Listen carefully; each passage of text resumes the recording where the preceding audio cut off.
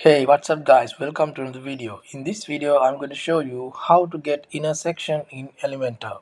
Let's go to the video. As you can see here, there's no intersection element here. Okay, let's see how to fix this. Go to WordPress dashboard, then go to Elementor.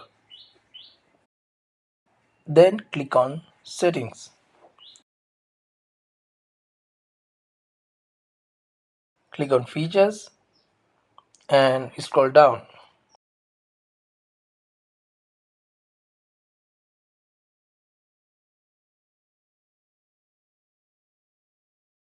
Here you can see Flexbox container and click on this drop down box.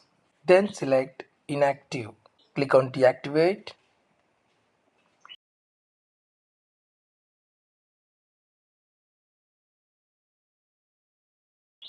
It is inactive now.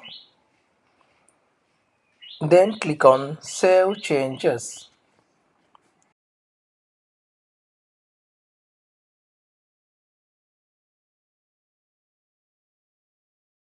Okay, now go to the page you want to edit with Elementor. Here now you can see intersection. You can add here like this.